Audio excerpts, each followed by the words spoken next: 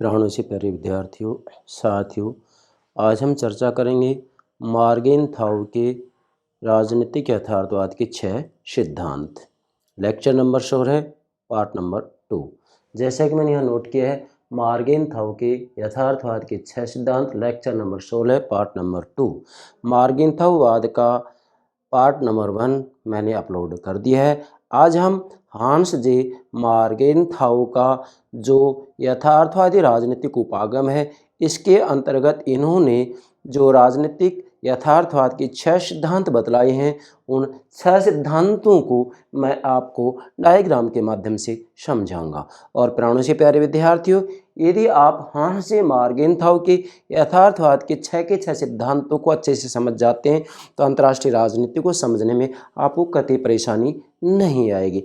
प्राणों से प्यारे विद्यार्थियों, सर्वप्रथम प्रतिदिन जो एक लेक्चर मैं मेरे यूट्यूब चैनल पर अपलोड करता हूं, उसकी जानकारी सूचना आपको प्राप्त हो सके, इसके लिए हमारे यूट्यूब चैनल को सब्सक्राइब अवश्य कीजिएगा। आशा करता हूँ आपने सब्सक्राइब कर दिया होगा। Thank you very much, thank you very much. Yes dear students, ध्यान दें, मॉर्गेनथाउ के यथार्थवाद के 6 सिद्धांत, लेक्चर नंबर 16 है, पार्ट नंबर 2। अर्थात आज मॉर्गेनथाउवाद का पार्ट 2 ले रहे हैं हम। यह बात तो मैंने स्पष्ट कर ही दी है कि राजनीतिक यथार्थवादी उपागम के प्रमुख प्रवक्ता कौन है बेटा? हांस जे मॉर्गेनथाउ। और आज हम मॉर्गेनथाउवाद के ऊपर ही हांस जे मॉर्गेनथाउ ने जो यथार्थवाद के 6 सिद्धांत बतलाए हैं, उन 6 सिद्धांतों को समझाएंगे। ये 6 सिद्धांत समझाएं उससे पहले एक महत्वपूर्ण जानकारी आपको होना अति आवश्यक है, क्योंकि उनके बिना इन 6 सिद्धांतों को आप नहीं समझ सकते। क्या? जैसा कि मैंने यहाँ पर ये रिक्त स्थान छोड़ रखा है, किस लिए? जिससे कि मैं आपको समझा सकूं। बेटा, वास्तव में अंतर्राष्ट्रीय राजनीति को, अंतर्राष्ट्रीय संबंधों को यदि आपको बेहतर तरीके से समझना है, तो आपको इन 5 बातों की जानकारी होना निहायत ज़रूरी है, फिर चाहे वो टॉपिक कोई भी क्यों ना हो। नंबर 1, सबसे पहले आपको ये पता होना चाहिए कि अंतर्राष्ट्रीय राजनीति का प्राथमिक अभिनेता या इकाई या कार्यकर्ता कौन होता है? तो वो होते हैं बेटा राष्ट्र राज्य। कौन होते हैं बेटा? राष्ट्र राज्य। ये राष्ट्र राज्य क्या होते हैं? ये अंतर्राष्ट्रीय राजनीति के अभिनेता होते हैं, कार्यकर्ता होते हैं, इकाई होते हैं। मतलब वास्तविक रूप में अंतर्राष्ट्रीय राजनीति को यदि आपको समझना है, तो सबसे पहले ये पता होना चाहिए कि अंतर्राष्ट्रीय राजनीति के अभिनेता कौन है, कार्यकर्ता कौन है, इकाई कौन है। तो कौन है बेटा? राष्ट्र राज्य। क्या है ये राष्ट्र राज्य? अंतर्राष्ट्रीय राजनीति के प्राथमिक अभिनेता। नंबर 2, आपको ये पता होना चाहिए कि अंतर्राष्ट्रीय राजनीति का लक्ष्य क्या है? तो अंतर्राष्ट्रीय राजनीति का लक्ष्य है राष्ट्रहित। अर्थात सभी राष्ट्र राज्य अपने अपने राष्ट्रीय हितों को ध्यान में रखते हुए अपनी विदेश नीति तय करते हैं। नंबर 3, अंतर्राष्ट्रीय राजनीति का जो साध्य और साधन होता है, वो शक्ति होता है बेटा। क्या होता है? शक्ति। अर्थात अंतर्राष्ट्रीय राजनीति को, अंतर्राष्ट्रीय संबंधों को समझना है तो आपको ये भी पता होना चाहिए कि अंतर्राष्ट्रीय राजनीति का साध्य और साधन क्या होता है बेटा? शक्ति होता है। इसके बाद में आपको ये भी पता होना चाहिए 4 नंबर पर कि अंतर्राष्ट्रीय राजनीति की परिस्थिति क्या होती है? तो परिस्थिति होती है संघर्ष। अर्थात वास्तविक रूप में राष्ट्र राज्यों के बीच में राष्ट्रीय हितों को लेकर के संघर्ष होता रहता है। इसके बाद में जो अगली बात आती है, वो ये आती है क्या? कि अंतर्राष्ट्रीय राजनीति की प्रक्रिया क्या है? तो प्रक्रिया में 2 बातें आती हैं। एक तो आता है संघर्ष समाधान बेटा। एक तो आता है संघर्ष समाधान। अर्थात राष्ट्र राज्यों के बीच में राष्ट्रीय हितों को लेकर भले ही संघर्ष होता हो, लेकिन फिर राष्ट्र राज्यों के द्वारा अथक प्रयास किया जाता है कि विवादों का, संघर्षों का समाधान हो। इसकी प्रक्रिया पहली तो ये है, और दूसरी प्रक्रिया के अंतर्गत आएगा शक्ति के लिए संघर्ष। अर्थात वास्तविक रूप में राष्ट्र राज्यों के बीच में अपने राष्ट्रीय हितों की रक्षा के लिए लगातार शक्ति वृद्धि का प्रयास किया जाता है, इसलिए शक्ति के लिए संघर्ष राष्ट्र राज्यों में होता रहता है। तो ये हो गया 5वां, क्या? अंतर्राष्ट्रीय राजनीति की प्रक्रिया के 2 भाग होते हैं, संघर्ष समाधान और शक्ति के लिए संघर्ष। तो ये 5 बातें जब तक आप नहीं समझेंगे, तब तक अंतर्राष्ट्रीय राजनीति को नहीं समझ सकते। अब हम बात करेंगे हांस जे मॉर्गेनथाउ के यथार्थवाद के 6 सिद्धांत। इधर आए बेटा, मॉर्गेनथाउ का यथार्थवादी सिद्धांत। अर्थात हांस जे मॉर्गेनथाउ के यथार्थवादी सिद्धांत को समझना है तो इसके 6 सिद्धांतों को समझना निहायत जरूरी है। यथार्थवादी सिद्धांत के 6 सिद्धांत समझाऊं, उससे पहले आपको ये ध्यान रखना है कि वास्तविक रूप में जो हांस जे मार्गेंथाउ हैं, जो कि वास्तविक रूप में यथार्थवादी उपागम के प्रमुख प्रवक्ता हैं, इन्होंने स्पष्ट रूप में कहा है कि प्रत्येक प्रकार की राजनीति, चाहे घरेलू राजनीति हो या अंतर्राष्ट्रीय राजनीति, शक्ति के लिए संघर्ष है। घरेलू राजनीति का मतलब यह राष्ट्रीय राजनीति होगा। अर्थात हांस जे मार्गेंथाउ कहते हैं कि प्रत्येक प्रकार की राजनीति शक्ति के लिए संघर्ष है। तो मूल बात तो यह है कि जो यथार्थवादी उपागम है वो शक्ति राजनीति की बात करता है। यथार्थवादी उपागम का कहना है कि दुनिया में इस युद्धों को सदा के लिए समाप्त नहीं किया जा सकता, हाँ शक्ति प्रबंध के माध्यम से युद्धों को रोका जा सकता है। शक्ति प्रबंध क्या होंगे? इसमें शक्ति प्रबंध के साधन होंगे कूटनीति, निशस्त्रीकरण और शस्त्र नियंत्रण। तो ये बातें आपको ध्यान में रखनी है। अब हम आपको हांस जे मार्गेंथाउ ने यथार्थवाद के जो 6 सिद्धांत दिए हैं, 6 सिद्धांतों को एक एक करके समझाएंगे। और यदि 6 सिद्धांत समझ जाते हैं तो आप मार्गेंथाउवाद को समझने में किसी भी रूप में कहीं पर भी आपको परेशानी नहीं आ सकती है। चाहे किसी भी प्रतियोगिता परीक्षा में किसी भी रूप में आपसे कोई प्रश्न पूछा जाए। मुझे विद्यार्थियों ने विशेषकर कहा था कि सर आप मार्गेंथाउ के 6 सिद्धांतों के रूप में समझाएं जिससे कि हमें कोई दिक्कत ना आए और डायग्राम के माध्यम से समझाएं। तो बेटा मैंने अथक प्रयास किया है, मैंने आपके लिए डायग्राम बनाया है। इस डायग्राम के माध्यम से आप हांस जे मार्गेंथाउ के यथार्थवाद के 6 के 6 सिद्धांत समझ सकते हैं। हांस जे मार्गेंथाउ का जो यथार्थवादी सिद्धांत है, इसका देखिएगा इधर पहला नंबर 1 पहला सिद्धांत इसका ये होगा। क्या होगा? पहले मैं इन 6 के सिद्धांतों के नाम बता देता हूं, फिर एक एक को समझाऊंगा। नंबर 1, राजनीति पर प्रभाव डालने वाले सभी नियमों की जड़ मानव प्रकृति में होती है। नोट करें, पहला सिद्धांत होगा। इसके बाद में बेटा पहला सिद्धांत यहाँ हो गया, फिर हमने लिखा है 2, ये 2 नंबर सिद्धांत हो गया। मतलब यथार्थवाद के दूसरा सिद्धांत होगा राष्ट्रीय हितों को शक्ति के रूप में परिभाषित किया जाता है। 2 सिद्धांत। उसके बाद में यथार्थवाद का तीसरा सिद्धांत इधर होगा, राष्ट्रीय हित का कोई निश्चित अर्थ नहीं होता। इसके बाद में चौथा सिद्धांत है विवेक राजनीति का उच्चतम मूल्य है। इसके बाद में 5वां सिद्धांत है राष्ट्र के नैतिक मूल्यों को सार्वभौमिक मूल्यों से पृथक मानना। इसके बाद में इसका 6वां सिद्धांत होगा अंतर्राष्ट्रीय राजनीति की स्वायत्ता या राजनीतिक क्षेत्र की स्वायत्ता भी बोलते हैं इसको, राजनीतिक क्षेत्र की स्वायत्ता। तो ये 6 सिद्धांत हैं, इन 6 सिद्धांतों का आप क्रम से नोट कीजिएगा। इसके बाद मैं आपको एक एक सिद्धांत को समझा रहा हूँ, ध्यान दें। हांस जे मार्गेंथाउ के यथार्थवादी सिद्धांत का पहला सिद्धांत ले रहे हैं हम, बेटा ध्यान दें।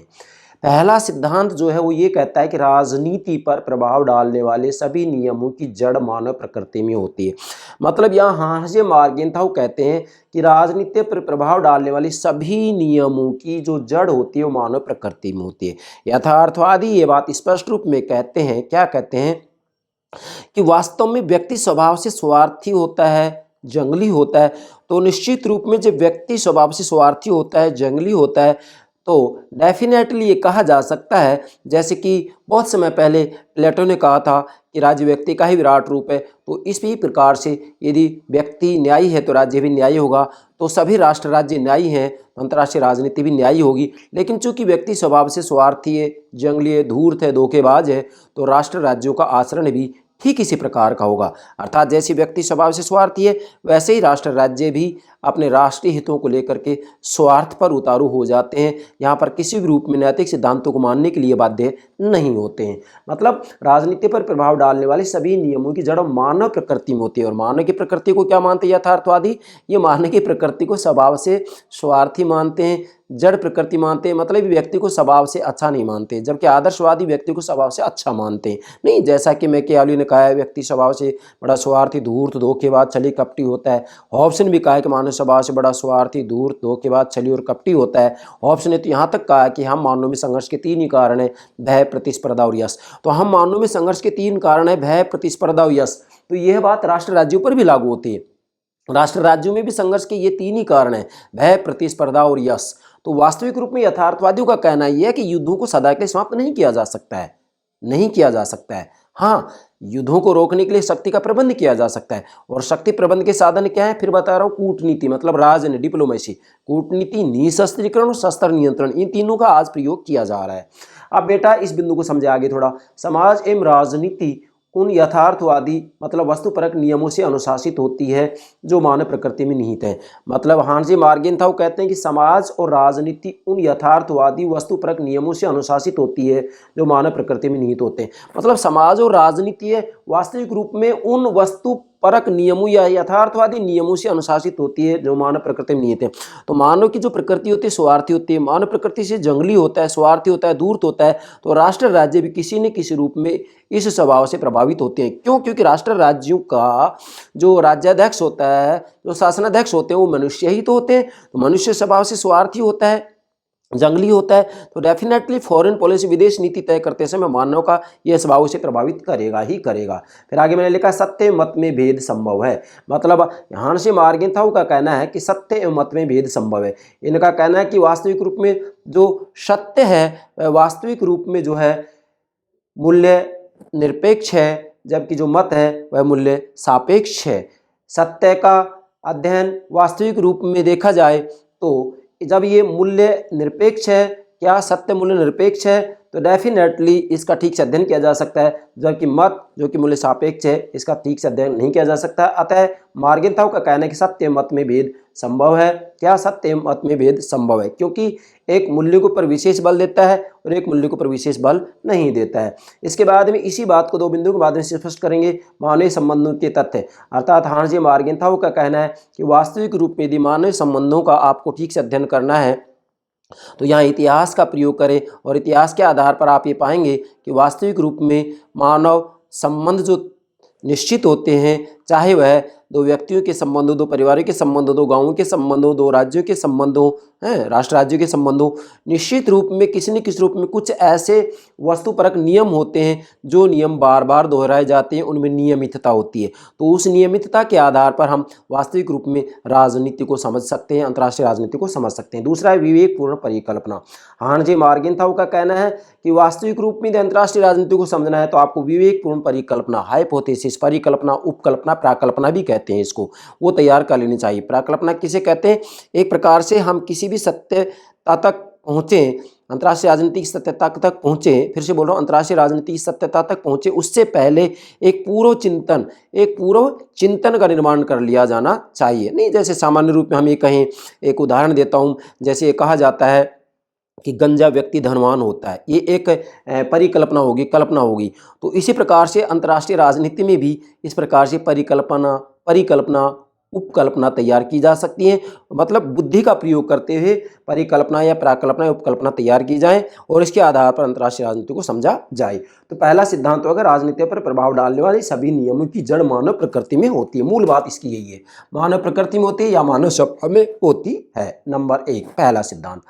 अब मार्गेंथाउ के यथार्थवादी सिद्धांत का दूसरा सिद्धांत है राष्ट्रीय हितों को शक्ति के रूप में परिभाषित किया जा सकता है। बेटा ध्यान देंगे, राष्ट्रीय हितों को शक्ति के रूप में परिभाषित किया जा सकता है, दूसरा सिद्धांत है हांस मार्गेंथाउ का। अब राष्ट्रीय हित, ये इधर देखिएगा, राष्ट्रीय हित क्या है बेटा? अंतर्राष्ट्रीय राजनीति के लक्ष्य हैं। और अंतर्राष्ट्रीय राजनीति का प्राथमिक अभिनेता कौन है? राष्ट्र राज्य। तो राष्ट्र राज्यों के बीच में अपने राष्ट्रीय हितों को लेकर ही तो टकराव होता है कि नहीं? यस। तो राष्ट्रीय हितों को शक्ति के रूप में परिभाषित किया जा सकता है। मतलब वास्तविक रूप में जो राष्ट्र राज्य होते हैं अपने राष्ट्रीय हितों की रक्षा के लिए लगातार शक्ति वृद्धि का प्रयास करेंगे, शक्ति का प्रयोग भी करेंगे। इसलिए शक्ति अपने आप में साध्य और साधन दोनों बन जाती है। मैंने यहाँ नोट भी किया है, ये देखिएगा, शक्ति मतलब शक्ति जो है अंतर्राष्ट्रीय राजनीति का साध्य और साधन दोनों है। समझे अब इसको? यह सिद्धांत मतलब राष्ट्रीय हितों को शक्ति के रूप में परिभाषित किया जा सकता है।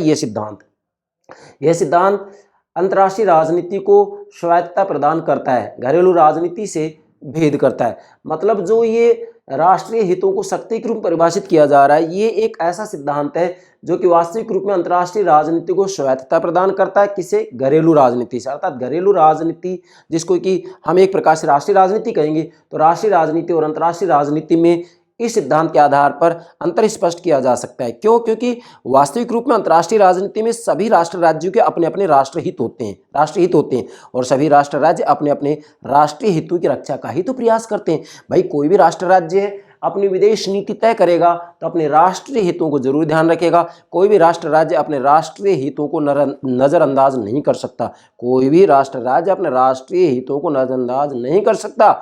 जैसे राष्ट्रीय हित विशेषकर दो प्रकार के होते हैं, प्राथमिक हित, गौण हित। प्राथमिक हित में सीमाओं की सुरक्षा करना होता है और गौण हित में विभिन्न प्रकार के जो आर्थिक सांस्कृतिक समझौते होते हैं उनकी बात आती है। तो कभी भी कोई भी राष्ट्र राज्य अपनी सीमाओं के साथ, सीमाओं की रक्षा के साथ खिलवाड़ नहीं कर सकता। मतलब अपनी सीमाओं की रक्षा तो किसी भी सूरत पर करेगा करेगा करेगा। इसलिए ध्यान दें, यह सिद्धांत अंतर्राष्ट्रीय राजनीति को स्वायत्तता प्रदान करता है और घरेलू राजनीति से भेद या अंतर स्पष्ट करता है। घरेलू राजनीति का मतलब एक प्रकार से राष्ट्रीय राजनीति कहेंगे और ये अंतर्राष्ट्रीय राजनीति होगी। इसके बाद बेटा ध्यान देंगे यहाँ, अब इस बात को यदि समझना हो, इस बिंदु को, इस सिद्धांत को राष्ट्रीय हितों को शक्ति के रूप में परिभाषित किया जा सकता है, तो इसको तीन बिंदु के माध्यम से समझेंगे। नंबर एक, राष्ट्रीय हित हमेशा राष्ट्रीय शक्ति द्वारा सुरक्षित किया जाता है। बेटा ध्यान देंगे, मतलब राष्ट्रीय हित हमेशा राष्ट्रीय शक्ति द्वारा सुरक्षित किया जाता है। जो ये राष्ट्रीय हित होता है, अर्थात अंतर्राष्ट्रीय राजनीति का जो लक्ष्य है वो राष्ट्रीय हित है, तो राष्ट्रीय हित हमेशा राष्ट्रीय शक्ति द्वारा ही सुरक्षित किया जाता है। क्योंकि शक्ति वास्तविक रूप अंतर्राष्ट्रीय राजनीति का साध्य और साधन दोनों है, इसलिए राष्ट्रीय हित हमेशा राष्ट्रीय शक्ति द्वारा सुरक्षित किया जाता है। मतलब यदि कोई राष्ट्र राज्य अपने राष्ट्रीय हितों की रक्षा करेगा तो इसके लिए शक्ति की आवश्यकता पड़ेगी। और आज आप देख सकते हैं पूरी दुनिया के अंतर्गत सभी राष्ट्र राज्य लगातार अपनी शक्ति वृद्धि का प्रयास करते हैं, शक्ति का प्रदर्शन करते हैं। भारत का उदाहरण देता हूँ, गणतंत्र दिवस है और स्वतंत्रता दिवस पर शक्ति का प्रदर्शन करते या नहीं करते हैं, किस लिए? दुनिया को दिखाने के लिए कि आज भारत इतना सक्षम है। नेक्स्ट, यह सिद्धांत राजनेताओं के व्यवहार के प्रति दो भ्रांतियों से अपने आप को बचाए रखता है। मतलब जो राष्ट्रीय हितों को शक्ति के रूप में परिभाषित किया जाता है, ये वास्तविक रूप में राजनेताओं के व्यवहार के प्रति दो भ्रांतियों से अपने आप को बचाए रखता है। नंबर एक, मंतव्य से कम सरोकार। मतलब यहाँ पर मंतव्य, गंतव्य जो लक्ष्य होते हैं उससे कम सरोकार रखा जाना चाहिए। मतलब ये दूसरा सिद्धांत ये कहता है कि वास्तविक रूप में एक राजनेता को किसी भी देश की विदेश नीति को समझने के लिए केवल उसके लक्ष्य, मंतव्य, गंतव्य तक ही सीमित नहीं रहना चाहिए, क्योंकि उसका मंतव्य, गंतव्य कुछ भी हो सकता है दिखावे के रूप में। मंतव्य, गंतव्य, लक्ष्य एक प्रकार से एक धुएं का आवरण जैसा होता है। इसलिए यदि उसके मंतव्य, गंतव्य के आधार पर ही हमने फैसला लिया तो हमारा फैसला गलत हो सकता है। मतलब किसी भी देश की विदेश नीति तय की जा रही है और उसके आधार पर उन्होंने अपना जो लक्ष्य तय किया, उस लक्ष्य के आधार पर हमें अपनी विदेश नीति तय नहीं करनी चाहिए, क्योंकि उसका जो मंतव्य, गंतव्य, लक्ष्य है वह केवल झूठा आवरण भी हो सकता है, एक धुएं की तरह आवरण भी हो सकता है, दिखावे के लिए आवरण भी हो सकता है। इसलिए मंतव्य से कम सरोकार रखा जाना चाहिए राजनेता को। दूसरा ये सिखा रहा है कि विचारधारा से कम सरोकार। इसका कहना है कि वास्तविक रूप में एक राजनेता को विचारधारा से भी कम सरोकार रखना चाहिए, क्योंकि कभी कभी ऐसा होता है कि दिखावे के रूप में ऐसा लगता है कि विचारधाराओं का ही टकराव हो रहा है। लेकिन जैसे हम देखें कि चीन और रूस के बीच में जो टकराव हो रहा था, कब? दूसरे विश्व युद्ध के बाद में, तो चीन और रूस में कोई विचारधारा का टकराव थोड़ी था, उनके बीच में विचारधारा का टकराव नहीं था, बल्कि वास्तविक रूप में अपने हितों को लेकर के टकराव था। इसलिए राजनेताओं को कभी भी ये गलती नहीं करनी चाहिए कि वास्तविक रूप में राष्ट्र राज्य के बीच में विचारधाराओं का ही टकराव होता है। नहीं, ये विचारधाराओं का टकराव भी वास्तविक रूप में दिखावे के रूप में हो सकता है। इसलिए राजनेताओं को हमेशा ये बात ध्यान में रखनी चाहिए। इसके बाद में दूसरा बिंदु है, राष्ट्रीय हित और राष्ट्रीय शक्ति विदेश नीति के निर्धारक तत्व होते हैं। अर्थात हांसे मार्गेंथाउ का कहना है कि राष्ट्रीय हितों को शक्ति के रूप में परिभाषित किया जा सकता है। इसको समझने के लिए दूसरा बिंदु इस्तेमाल करें, राष्ट्रीय हित और राष्ट्रीय शक्ति विदेश नीति के निर्धारक तत्व हैं। हांसे मार्गेंथाउ कहते हैं कि जो राष्ट्रीय हित है, राष्ट्रीय हित क्या है बेटा? अंतर्राष्ट्रीय राजनीति का लक्ष्य है। तो राष्ट्रीय हित और राष्ट्रीय शक्ति ही विदेश नीति के निर्धारक तत्व हैं। अर्थात किसी भी देश की विदेश नीति तय की जाती है तो वह राष्ट्रीय हित और राष्ट्रीय शक्ति के आधार पर ही की जाती है। भाई राष्ट्रीय हित तो वास्तविक रूप में किसी भी राष्ट्र राज्य का अपना एक प्रकार से हम कहेंगे लक्ष्य होता ही होता है। अर्थात अंतर्राष्ट्रीय राजनीति का लक्ष्य ही राष्ट्रीय हित है। और राष्ट्रीय शक्ति, वास्तविक रूप में राष्ट्रीय शक्ति की बात आती है तो राष्ट्रीय शक्ति मुख्यतः दो प्रकार की होती है, मानवीय और गैर मानवीय। तो जिस राष्ट्र राज्य के पास में जितनी ज़्यादा राष्ट्रीय शक्ति होगी वह उतना ही शक्तिशाली राष्ट्र राज्य होगा, और जितना शक्तिशाली राष्ट्र राज्य होगा उसकी विदेश नीति उतनी प्रभावशाली होगी। तो स्पष्ट कहा जा सकता है कि राष्ट्रीय हित और राष्ट्रीय शक्ति विदेश नीति के निर्धारक तत्व होते हैं। मैं राष्ट्रीय हित और राष्ट्रीय शक्ति के ऊपर अलग से लेक्चर अपलोड करूंगा। क्रमबद्ध रूप में मैं पूरी अंतर्राष्ट्रीय राजनीति की सैद्धांतिक पक्ष के ऊपर एक एक बात को आपको समझाऊंगा। मतलब एक भी शब्दावली मैं नहीं छोड़ूंगा जो कि आपके समझ में नहीं आएगी। तीसरा बिंदु इन्होंने दिया है, तार्किक विदेश नीति का पूर्ण समर्थन। अर्थात हांसे मार्गेंथाउ ने जो दूसरा सिद्धांत दिया है, राष्ट्रीय हितों को शक्ति के रूप में परिभाषित किया जा सकता है, इसके लिए इन्होंने तीसरा बिंदु दिया है कि तार्किक विदेश नीति का पूर्ण समर्थन। हांसे मार्गेंथाउ का कहना है कि जो विदेश नीति तय की जाए वह विदेश नीति वास्तविक रूप में तथ्यों के आधार पर, तर्क के आधार पर तय की जानी चाहिए। केवल नैतिक सिद्धांतों के आधार पर ही विदेश नीति नहीं तय की जानी चाहिए। क्यों? क्योंकि वास्तविक रूप में अंतरराष्ट्रीय राजनीति में यदि विदेश नीति अर्थात किसी भी राष्ट्र राज्य की विदेश नीति यदि केवल नैतिक सिद्धांतों पर आधारित होगी तो उसकी विदेश नीति एक सफल विदेश नीति नहीं हो सकती। उसे वास्तविक रूप में दूसरे राष्ट्र राज्य की विदेश नीतियों का तथ्यात्मक विश्लेषण करने के बाद ही अपनी विदेश नीति तय करनी चाहिए। अतः यहाँ पर यह कहा जा सकता है कि तार्किक विदेश नीति का पूर्ण समर्थन किया है इन्होंने। किसने? हांस जे मार्गेनथाउ ने। ये हो गए मार्गेनथाउ के यथार्थवादी सिद्धांत के दो सिद्धांत। तीसरा सिद्धांत है इधर नंबर 3 राष्ट्रीय हित का कोई निश्चित अर्थ नहीं होता है। हांस जे मार्गेनथाउ ने कहा है कि जो अंतरराष्ट्रीय राजनीति का लक्ष्य होता है वो राष्ट्रीय हित होता है। क्या होता है बेटा? राष्ट्रीय हित। भाई अंतरराष्ट्रीय राजनीति का अभिनेता कौन होता है? कार्यकर्ता इकाई कौन होता है? राष्ट्र राज्य होता है, मतलब देश होता है। जैसे चीन है, भारत है, अमेरिका है, ये जो है राष्ट्र राज्य क्या है? अंतरराष्ट्रीय राजनीति के अभिनेता है, इकाई है, कार्यकर्ता है। तो राष्ट्रीय हित का कोई निश्चित अर्थ नहीं होता है। मतलब हांस जे मार्गेनथाउ का कहना है कि राष्ट्रीय हित का कोई निश्चित अर्थ नहीं है। क्यों नहीं है? ध्यान दें, राष्ट्रीय हित की धारणा राजनीति का सार है। अर्थात वास्तविक रूप में देखा जाए तो अंतर्राष्ट्रीय राजनीति का जो सार है वो राष्ट्र हित की धारणा ही है। क्यों? क्योंकि सभी राष्ट्र राज्यों के बीच में जो संबंध और अंतर्क्रिया होती है वह राष्ट्र हित को लेकर ही होती है। और वास्तविक रूप में राष्ट्र राज्यों के बीच में जो संबंध और अंतर्क्रिया की जो प्रक्रिया है उसे ही अंतर्राष्ट्रीय राजनीति कहा जाता है। और उस अंतर्राष्ट्रीय राजनीति की अभिव्यक्ति विदेश नीति के रूप में होती है। किसके रूप में होती है बेटा? विदेश नीति के रूप में।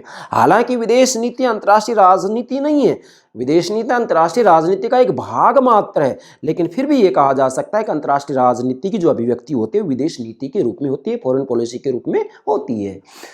राष्ट्रीय हित की धारणा राजनीति का सार है, अंतर्राष्ट्रीय राजनीति का सार है। राजनीतिक यथार्थवाद शक्ति के रूप में परिभाषित हित की अवधारणा की सर्वमान्य वैधता में विश्वास रखता है। मतलब जो राजनीतिक यथार्थवादी उपागम है या जो मार्गेनथाउ का यथार्थवाद है वह शक्ति के रूप में परिभाषित हित, शक्ति के रूप में परिभाषित हित की अवधारणा की सर्वमान्य वैधता में विश्वास रखता है। मतलब वास्तविक रूप में इसका कहना है कि सभी राष्ट्र राज्य अपने राष्ट्रीय हितों की रक्षा के लिए शक्ति का प्रयोग करते हैं। इसलिए समय और परिस्थिति के हिसाब से राष्ट्रीय हित की अवधारणा भी परिवर्तित होती रहती है। समय, परिस्थिति, मूल्य के हिसाब से, देश विशेष के वातावरण के हिसाब से, अंतर्राष्ट्रीय पर्यावरण के हिसाब से राष्ट्रीय हित की अवधारणाओं का अर्थ भी परिवर्तित होता रहता है। नेक्स्ट, राष्ट्रीय हित तथा राष्ट्रीय शक्ति का लगातार मूल्यांकन। ध्यान दीजिएगा, हांस जे मार्गेनथाउ का कहना है कि वास्तविक रूप में राष्ट्रीय हित तथा राष्ट्रीय शक्ति का लगातार मूल्यांकन किया जाए। अर्थात चाहे कोई भी राष्ट्र राज्य क्यों ना हो, अपनी विदेश नीति तय करते समय अन्य राष्ट्र राज्यों के क्या राष्ट्रीय हित हैं उन राष्ट्रीय हितों का तथ्यों के आधार पर मूल्यांकन करे और इसी के साथ में अन्य राष्ट्र राज्यों के पास में कितनी राष्ट्रीय शक्ति है इसका भी तथ्यों के आधार पर मूल्यांकन करे। इसके बाद में ही अपनी विदेश नीति तय करें। नेक्स्ट, हित सदैव परिवर्तनीय है। हांस जे मार्गेनथाउ का कहना है कि सभी राष्ट्र राज्यों के अपने जो हित होते हैं वो परिवर्तनशील होते हैं। मुझे बताइएगा बेटा, क्या व्यक्ति के व्यक्तिगत स्तर पर व्यक्ति के जो व्यक्तिगत हित होते हैं क्या हमेशा स्थायी होते हैं? नहीं, समय परिस्थिति के हिसाब से हमारे हित भी बदलते रहते हैं। जैसे कहा भी जाता है कि मनुष्य का स्थायी रूप में ना कोई मित्र होता है ना कोई शत्रु होता है, उसी प्रकार से अंतर्राष्ट्रीय राजनीति के बारे में भी कहा जा सकता है कि अंतर्राष्ट्रीय राजनीति में कोई भी राष्ट्र राज्य किसी भी राष्ट्र राज्य का स्थायी रूप में ना तो मित्र होता है ना शत्रु होता है। यदि ही स्थायी होता है तो है केवल हित होता है, राष्ट्र हित होता है। फिर से कह रहा हूँ, अंतर्राष्ट्रीय राजनीति में स्थायी रूप में ना कोई राष्ट्र राज्य किसी का मित्र होता है ना स्थायी रूप में शत्रु होता है, बल्कि स्थायी तो केवल हित होता है, राष्ट्र हित होता है। मतलब केवल हित ही स्थायी है। किसी भी राष्ट्र राज्य के बारे में हम ये नहीं कह सकते कि वो सदा के लिए हमारा मित्र रहेगा, सदा के लिए हमारा शत्रु रहेगा। नो, इसका निर्धारण फैसला तो केवल हित करते हैं, राष्ट्र हित करते हैं। इसलिए हित सदैव परिवर्तनीय है, राष्ट्र हित सदैव बदलते रहते हैं। इसलिए यहाँ मैंने लिखा है राष्ट्रीय हित का कोई निश्चित अर्थ नहीं होता है। तीसरा सिद्धांत हो गया। चौथा सिद्धांत लेते हैं हम हांस जे मार्गेनथाउ के यथार्थवाद का। चौथा सिद्धांत है 4 विवेक राजनीति का उच्चतम मूल्य। अर्थात हांस जे मार्गेनथाउ का कहना है कि जो विवेक है वो राजनीति का उच्चतम मूल्य है, क्योंकि इन्होंने स्पष्ट रूप में कह दिया है क्या कि केवल कल्पना से, केवल नैतिकता के आधार पर वास्तविक रूप में राजनीति में कोई निर्णय नहीं लेना चाहिए, बल्कि विवेक का प्रयोग करते हुए राजनीति में निर्णय लिया जाना चाहिए। केवल नैतिक सिद्धांतों से काम चलने वाला नहीं है। कैसे? राजनीति और नीति शास्त्र में भेद स्वीकार करता है। मतलब हांसे मार्गेंथाउ राजनीति और नीति शास्त्र में भेद स्वीकार करता है। क्यों करता है? क्योंकि वास्तविक रूप में अमूर्त विश्वसनीय नैतिक मान्यताओं के आधार पर राष्ट्रों का कार्यकलाप संभव नहीं है। मतलब महर्षि मार्गेंथाउ का कहना है कि अमूर्त, मूर्त नहीं, अमूर्त विश्वव्यापी नैतिक मान्यताओं के आधार पर राष्ट्रों का कार्यकलाप संभव नहीं है। मतलब जो राष्ट्र राज्य हैं, इन राष्ट्र राज्यों का जो कार्यकलाप है, मतलब राष्ट्र राज्यों के जो आपसी संबंध है, राष्ट्र राज्य जो विदेश नीति तय करते हैं, उस विदेश नीति को हम केवल नैतिक मान्यताओं के आधार पर नहीं समझ सकते हैं। क्योंकि मूल बात तो यह है कि राष्ट्र राज्य अपने राष्ट्रीय हितों की रक्षा के लिए नैतिक मूल्यों को तिलांजलि देते हैं। किसी भी रूप में अगर हम अंतर्राष्ट्रीय स्तर पर देखें तो क्या राष्ट्र राज्य अंतर्राष्ट्रीय कानूनों का पालन करते हैं? नहीं।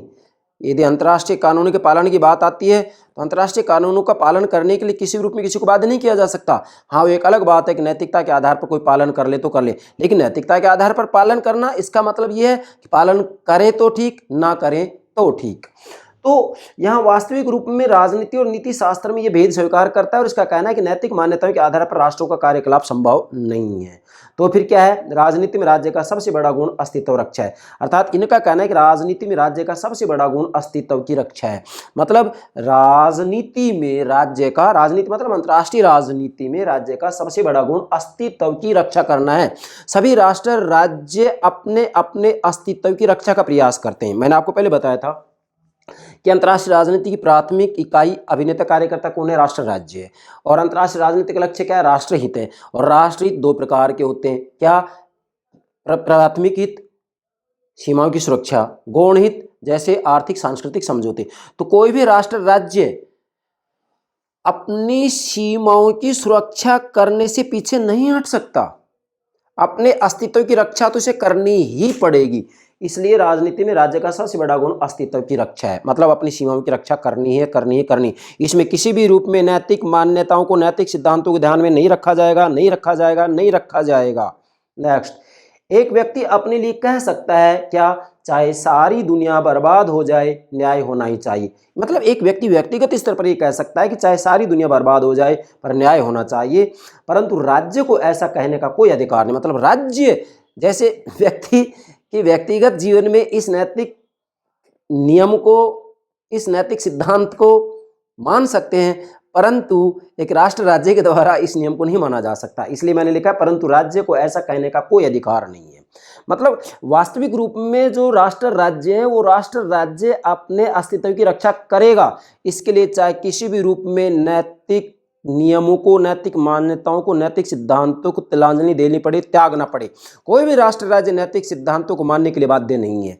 उसका मूल जो लक्ष्य है वो तो राष्ट्रहित है। मतलब अंतर्राष्ट्रीय राजनीति का लक्ष्य राष्ट्रहित है, राष्ट्रीय हितों की रक्षा करने। और राष्ट्रीय हितों की रक्षा करने के लिए शक्ति का खुलकर प्रयोग कर सकता है, कर सकता है, कर सकता है। और जब राष्ट्र राज्य लगातार अपनी शक्ति वृद्धि का प्रयास करता है तो ऐसी स्थिति में शक्ति अंतर्राष्ट्रीय राजनीति का क्या बन जाती है? साध्य बन जाती है। और जब शक्ति का प्रयोग करता है तो फिर क्या बन जाती है? शक्ति साधन बन जाती है। ध्यान रखना बेटा ये बात।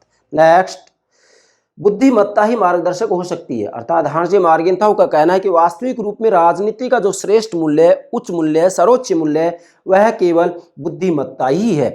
मतलब वास्तविक रूप में बुद्धि के आधार पर ही, क्या? बुद्धि के आधार पर ही वास्तविक रूप में अंतर्राष्ट्रीय राजनीति, अंतर्राष्ट्रीय संबंधों को समझा जा सकता है। केवल नैतिक मान्यताओं, नैतिक सिद्धांतों के आधार पर अंतर्राष्ट्रीय राजनीति को नहीं समझा जा सकता। ठीक है बेटा, तो ये इसका 4 सिद्धांत हो गया। अब इधर आइए, 5वां सिद्धांत, मार्गेंथाउ के यथार्थवादी सिद्धांत। ये 5वां सिद्धांत है। क्या है? राष्ट्रों के नैतिक मूल्यों को सार्वभौमिक मूल्यों से पृथक मानना। ध्यान देंगे, राष्ट्र के नैतिक मूल्यों को सार्वभौमिक मूल्यों से पृथक मानना। मतलब एक राष्ट्र राज्य का जो मूल्य होता है वो अलग है, जबकि सार्वभौमिक मूल्य हैं वो अलग हैं। इन दोनों को अलग मान रहे हैं। कौन? हांसे मार्गेंथाउ। कैसे? एक राष्ट्र की नैतिक आकांक्षाओं तथा सार्वभौमिक नैतिक मूल्यों में अंतर होता है। मतलब एक राष्ट्र की नैतिक आकांक्षाएं अलग होती हैं जबकि सार्वभौमिक नैतिक मूल्य अलग होते हैं, इसलिए इन दोनों में अंतर है। कैसे? राष्ट्र सदैव राष्ट्रीय हितों को सुरक्षित करते हैं, नैतिक सिद्धांतों को, न कि नैतिक सिद्धांतों को। मतलब राष्ट्र राज्य सदैव राष्ट्रीय हितों को सुरक्षित करते हैं, भाई सीधी सी बात है।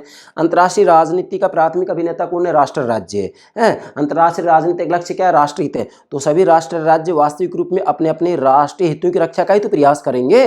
तो यहाँ राष्ट्र सदैव राष्ट्रीय हितों को सुरक्षित करते हैं, न कि नैतिक सिद्धांतों को।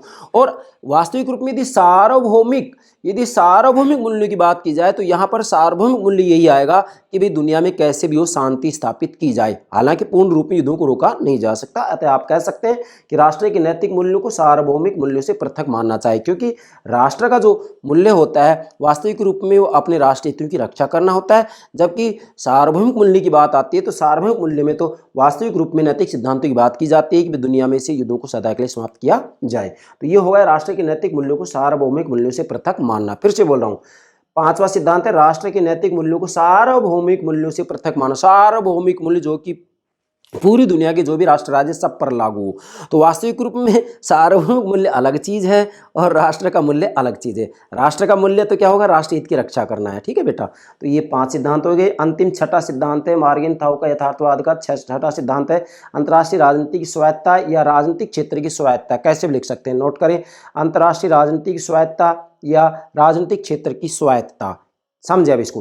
राजनीतिक क्षेत्र उतना ही स्वायत्तपूर्ण है जितना कि आर्थिक अथवा कानून के क्षेत्र को माना जाता है। हांस मार्गेनथाउ का कहना है कि राजनीतिक क्षेत्र मतलब वास्तविक रूप में अंतर्राष्ट्रीय राजनीतिक क्षेत्र उतना ही स्वायत्तपूर्ण है जितना कि आर्थिक अथवा कानून के क्षेत्र को माना जाता है। जैसे आर्थिक क्षेत्र को स्वायत्त माना जाता है, कानूनी क्षेत्र को स्वायत्त माना जाता है, वैसे ही राजनीतिक क्षेत्र को भी स्वायत्त माना जाता है। स्वयं हांस मार्गेनथाउ ने कहा है, नोट कर इधर, मार्गेनथाउ ने कहा है कि राजनीतिक यथार्थवाद राजनीतिक क्षेत्र की स्वायत्तता का समर्थन करता है, जैसे अर्थशास्त्री, विधिवेता व नीति शास्त्र अपनी अपनी स्वायत्तता का समर्थन करते हैं। मतलब हांस मार्गेनथाउ कह रहे हैं कि राजनीतिक यथार्थवादी राजनीतिक क्षेत्र की स्वायत्तता का समर्थन करते हैं, जैसे कि अर्थशास्त्री, विधि शास्त्री और नीति शास्त्री अपनी अपनी स्वायत्तता का समर्थन करते हैं। ठीक इसी प्रकार से राजनीतिक यथार्थवादी भी राजनीतिक क्षेत्र की स्वायत्तता का समर्थन करते हैं। तो यहाँ से मार्गेनथाउ ने ये बात कही है। इसके बाद मैंने लिखा है यहाँ राजनीतिक यथार्थवाद और अंत में है गैर राजनीतिक मूल्य की उपेक्षा भी नहीं कर सकता। इसको तीनों डॉट को हम क्लोज करेंगे। फिर से बोल रहा हूँ इसको मैं, मार्गेनथाउ कह रहे राजनीतिक यथार्थवाद राजनीतिक क्षेत्र की स्वायत्तता का समर्थन करता है, जैसे अर्थशास्त्री, विधि वेता व नीति शास्त्र अपनी अपनी स्वायत्तता का समर्थन करते हैं। मतलब ये हांस मार्गेनथाउ कहते हैं कि राजनीतिक यथार्थवादी राजनीतिक क्षेत्र की स्वायत्तता का समर्थन उसी प्रकार से करता है जैसे कि अर्थशास्त्री अपने क्षेत्र में स्वायत्तता का समर्थन करते हैं, विधिवेता अपने क्षेत्र में स्वायत्तता का समर्थन करते हैं और नीति शास्त्री अपने क्षेत्र में स्वायत्तता का समर्थन करते हैं। तो ये सभी अपने अपनी स्वायत्तता का समर्थन करते हैं। लेकिन जो नेक्स्ट बात है वो ये है कि राजनीतिक यथार्थवादी गैर राजनीतिक मूल्य की उपेक्षा भी नहीं कर सकता। मतलब जो राजनीतिक यथार्थवादी वो गैर राजनीतिक मूल्य की उपेक्षा नहीं कर सकता, क्योंकि गैर राजनीतिक मूल्य भी किसी न किसी रूप में राजनीति को प्रभावित करते हैं, इसलिए इनकी भी उपेक्षा नहीं कर सकता। कैसे? मैंने यहाँ लिखा है राजनीतिक यथार्थवादी अंतरराष्ट्रीय समस्या के कानूनी, नैतिक और राजनीतिक पक्षों के उचित समन्वय पर बल देता है। मतलब राजनीतिक यथार्थवादी अंतरराष्ट्रीय समस्याओं के अध्ययन के लिए कानूनी, नैतिक और राजनीतिक पक्षों के उचित समन्वय पर बल देता है। इसका कहना है कि अंतर्राष्ट्रीय समस्याओं को, अंतर्राष्ट्रीय घटनाओं को यदि ठीक से समझना है तो कानूनी, नैतिक और राजनीतिक पक्षों में समन्वय होना चाहिए और समन्वय के आधार पर अंतर्राष्ट्रीय घटनाओं को समझा जाना चाहिए। किसी एक पक्ष के आधार पर अंतर्राष्ट्रीय समस्या को, अंतर्राष्ट्रीय घटनाओं को नहीं समझा जा सकता। फिर मैंने लिखा है यहां कि वास्तविक रूप में राजनीतिक यथार्थवाद का पूर्ण रूप से जो व्यक्तित्व है या पूर्ण जो व्यक्तित्व है उभर कर तभी सामने आएगा जबकि राजनीतिक व्यक्तित्व, धार्मिक व्यक्तित्व, आर्थिक व्यक्तित्व का समन्वय हो। क्या? राजनीतिक व्यक्तित्व, धार्मिक व्यक्तित्व, आर्थिक व्यक्तित्व का समन्वय हो। केवल राजनीतिक व्यक्तित्व के आधार पर ही यदि आप राजनीति को समझ रहे हैं तो ऐसी स्थिति में आप एक प्रकार से मूर्ख हैं, और यदि आर्थिक व्यक्तित्व के आधार पर ही राजनीति को समझ रहे हैं तो आप राजनीति को पूर्ण रूप में नहीं समझ सकते। और यदि धार्मिक आधार पर राजनीति को समझ रहे हैं तो आप केवल एक साधु हैं। इसलिए राजनीतिक व्यक्तित्व, धार्मिक व्यक्तित्व, आर्थिक व्यक्तित्व, इन तीनों का जब तक उचित तालमेल, समन्वय नहीं होगा तब तक अंतर्राष्ट्रीय घटनाओं को नहीं समझा जा सकता।